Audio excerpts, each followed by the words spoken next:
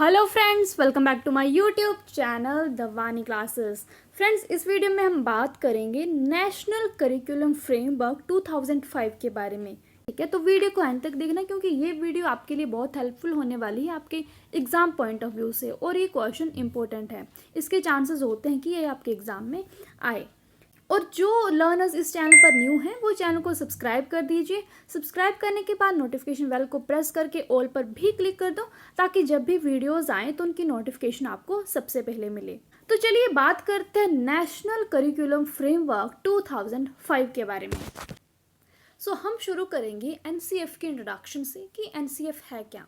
ठीक है, एनसीएफ एक डॉक्यूमेंट है, नेशनल करिकुलम फ्रेमवर्क एक डॉक्यूमेंट है जिसको पब्लिश किया एनसीईआरटी ने, national council of educational research and training, और उसके चेयरमैन थे प्रोफेसर यशपाल। ठीक है, NCF is published by NCERT under the chairmanship of professor Yashpal in 2005। ठीक है, ये आपको लिखना है कि इसके चेयरमैन कौन थे और किसने इसको पब्लिश किया है।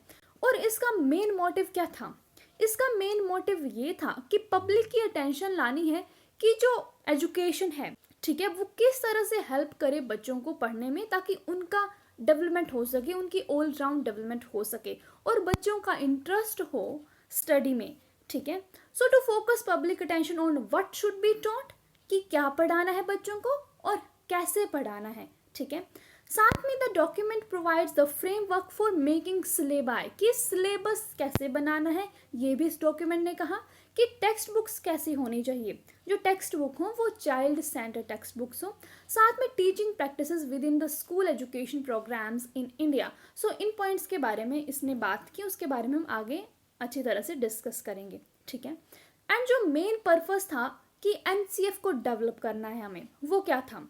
So the main purpose of developing the NCF 2005 was to reduce the curriculum burden, that is learning without burden। इस फ्रेमवर्क में कहा गया था कि जो करिकुलम का लोड नहीं हो बच्चों पर बहुत सारे सब्जेक्ट्स का बोझ नहीं हो, ताकि बच्चों को इंटरेस्ट आ सके लर्निंग में। ठीक है, वो इंटरेस्ट से पढ़ें, उनके जो इंटरेस्ट हैं, उनके जो एप्टीट्यूड्स हैं, उनके अकॉर्डिंग लर्निंग हो, ना कि उन पर जो थोपा जाए जो भी करिकुलम है वो। ठीक है, दिस इज इंट्रोडक्शन।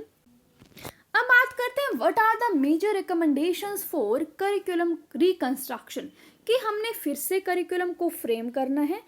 उसके बारे में क्या लिखा था एनसीएफ ने? ठीक है, first point is the teaching of English should begin from class 1, कि जो इंग्लिश है वो शुरू हो जाए क्लास 1 से। ठीक है, बट उस तरह से नहीं कि हमें बच्चों को बड़ी बड़ी बुक्स पढ़ानी है इंग्लिश की। ठीक है, वो इस तरह से हो कि टीचर्स को स्कूल में इन्वायरमेंट वैसा बना देना है, उसे थोड़ी बहुत बात करनी है इंग्लिश में ताकि वो थोड़ा थोड़ा सीख पाए। उस पर बर्डन नहीं देना है कि आपको ये ग्रामर रूल्स हैं और आपको इन ग्रामर रूल्स को ही फॉलो करना है। This is a point. Next point आता है कि the childrens creative capabilities should be nurture, कि जो बच्चों की क्रिएटिविटी है, ठीक है, बच्चे अलग अलग वे से क्रिएटिव होते हैं, कुछ आर्ट में क्रिएटिव होते हैं, कुछ म्यूजिक में क्रिएटिव होते हैं। बच्चों की जो भी क्रिएटिव कैपेबिलिटीज हैं उनको नर्चर करना है, उनको बढ़ावा देना है।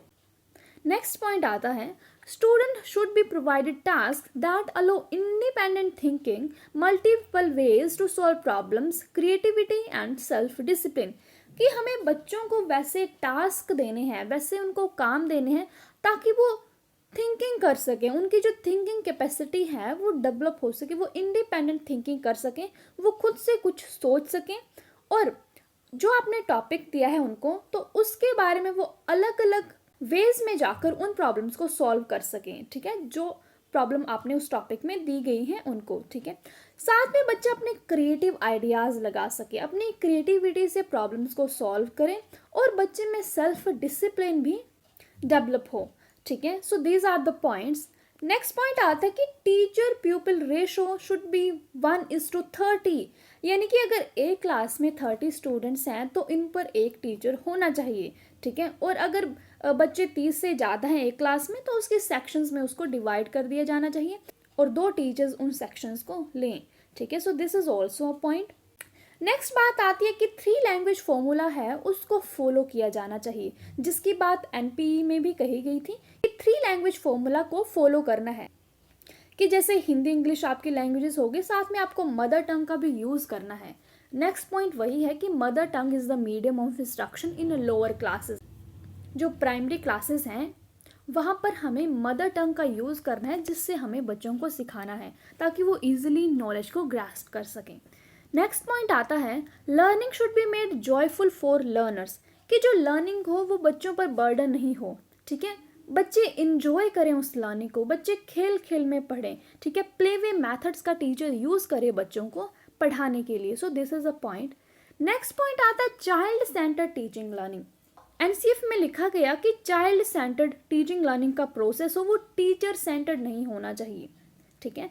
Child centred in the way कि जिस तरह से बच्चा पढ़ना चाहता है, या वो प्लेवे टेक्निक से पढ़ना चाहता है, ऑडियो विजुअल एड से पढ़ना चाहता है, ठीक है, मॉडल से चार्ट से पढ़ना चाहता है, तो हमें उस ही तरह से बच्चे को पढ़ाना है, ना कि जिस तरह से हमारी इच्छा हो, टीचर की इच्छा हो उस तरह से नहीं, ठीक है। नेक्स्ट पॉइंट आता है कॉमन स्कूल सिस्टम, कि हर बच्चा शिक्षा को ग्रहण कर सके, चाहे वो किसी भी कास्ट से बिलोंग करता है, किसी भी जेंडर से बिलोंग करता है, एक कॉमन स्कूल हो सभी बच्चों के लिए। नेक्स्ट पॉइंट आता है कि जो हमें टाइमिंग रखनी है स्कूल की, कि कब स्कूल शुरू होगा, है ना।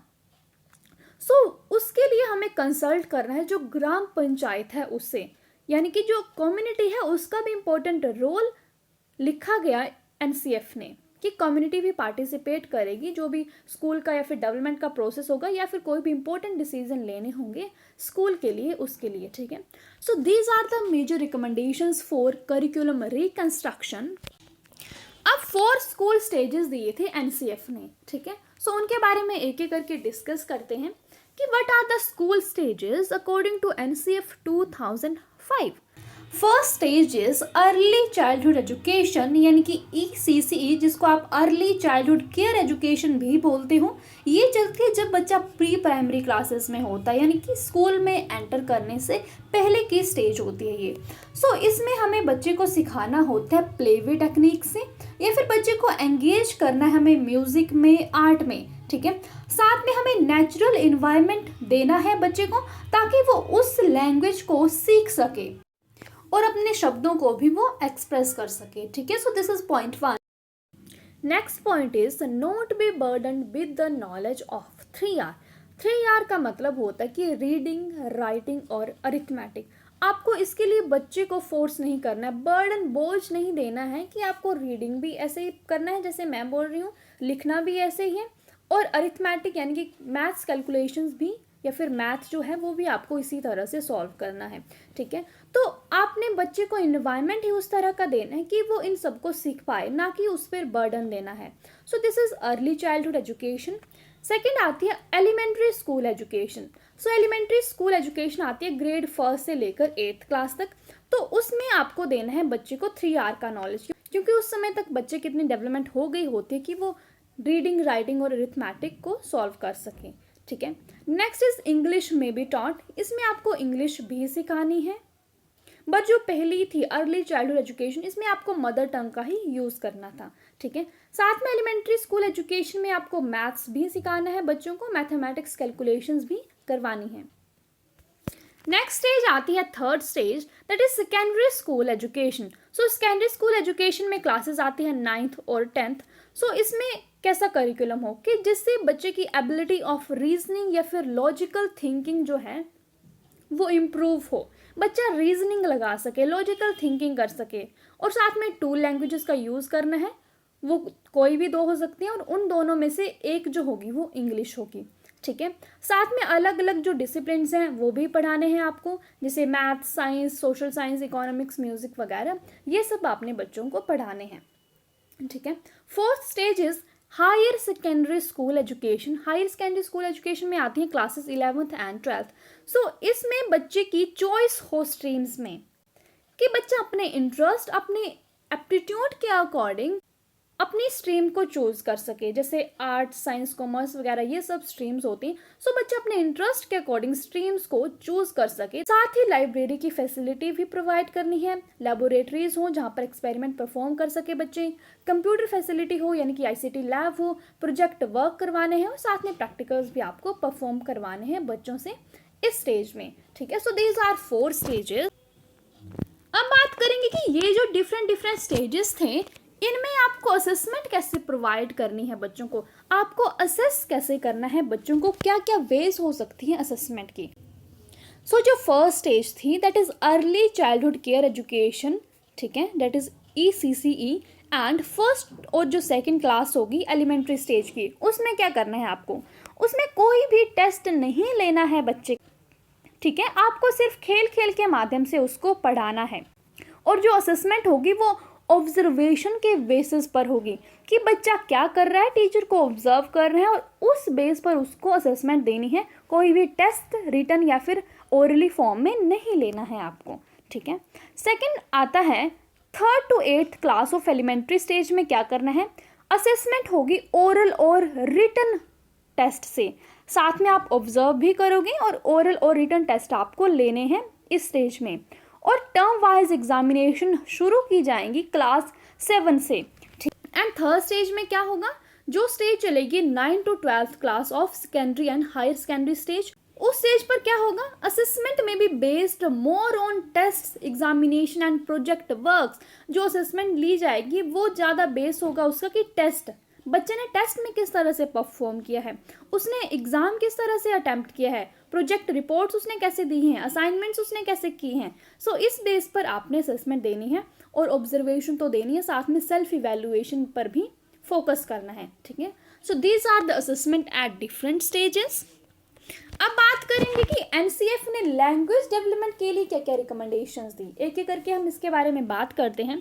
पहली बात तो ये कि मदर टंग, कि हमने मदर टंग का यूज़ करना है बच्चों को पढ़ाने के लिए, और बच्चे भी मदर टंग का यूज़ कर सकते हैं कि अगर बच्चे ने अपनी मदर टंग का यूज़ किया तो उसको पनिशमेंट देनी है, ऐसा नहीं करना है टीचर्स को, क्योंकि बच्चे एक ब्रिज बना सके जो उसके घर का एनवायरनमेंट है, ठीक है, जो स्कूल का एनवायरनमेंट है उसके साथ, ताकि वो लर्न कर सके, वो सीख सके। और जो केंद्रीय विद्यालय और नवोदय विद्यालय होते हैं वहाँ पर तो फर्स्ट क्लास से हिंदी और इंग्लिश लैंग्वेजेस का यूज़ होता है। And multilingual classroom, multilingual classrooms का मतलब होता है कि एक क्लास में अलग अलग लैंग्वेजेस का यूज़ हो, क्योंकि हर बच्चे का बैकग्राउंड अलग है, हर बच्चा एक अलग सोसाइटी, एक अलग कल्चर से आता है, ठीक है। सो बच्चों को हमने रिस्ट्रिक्ट नहीं करना है कि आपको सिर्फ इस ही लैंग्वेज में बात करनी है जो मैं बोल रही हूँ। सो मल्टीलिंगुअल क्लासरूम हो, ठीक है। So this is a point. And teacher of Hindi और इंग्लिश, यानी कि जो हिंदी और इंग्लिश के टीचर्स हैं उनको थोड़ा बहुत नॉलेज हो कि जो रीजनल लैंग्वेज है उस एरिया की जहाँ पर आप टीचिंग करने जा रहे हो उसकी जो रीजनल लैंग्वेज है उसके बारे में भी नॉलेज हो सके, ताकि आप लर्नर्स को एनकरेज कर सकें कि वो पार्टिसिपेट करें। And every possible effort should be made to preserve and develop minor tribal endangered language. और हमें ये एफर्ट करने हैं, पॉसिबल एफर्ट करने हैं कि जो रीजनल लैंग्वेजेस हैं, जो ट्राइबल, जो माइनर या फिर इंडेंजर्ड लैंग्वेज, उनको प्रिजर्व करना है, उनको प्रमोट करना है। एंड 3 लैंग्वेज फॉर्मूला, जिसके बारे में हम पहले भी बात कर चुके हैं कि हिंदी, इंग्लिश, साथ में जो मदर टंग होगी उसका भी यूज़ करना है।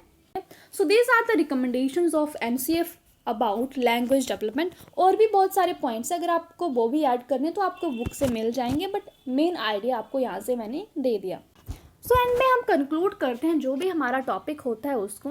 So the NCF, that is NCF 2005 is one of 4 NCFs published by NCERT in 1975, 1988, 2000 and 2005। यानी कि जो NCF 2005 था, एक फ्रेमवर्क था जो NCERT ने पब्लिश किया है, जिनमें से पहला पब्लिश किया था उन्होंने 1975 में, दूसरा किया था 1988 में, तीसरा किया था 2000 में, और ये 4th था जो पब्लिश हुआ था 2005 में। If 2005 document draws its policy basis from earlier government reports on education as a learning without burden। Learning हो वो बिना बर्डन के हो, बच्चों को बोझ नहीं देना है जो लर्निंग है उसका, ठीक है। आप जो पढ़ाओगे वो स्टूडेंट सेंटर्ड होना चाहिए, ना कि टीचर सेंटर्ड होना चाहिए। ठीक है, सो गाइज यहाँ पर हमारा ये टॉपिक कंप्लीट होता है। अगर आपको किसी भी तरह की कोई क्वेरी है तो आप मुझे कमेंट कर दीजिए या फिर इंस्टाग्राम में डीएम कर दीजिए।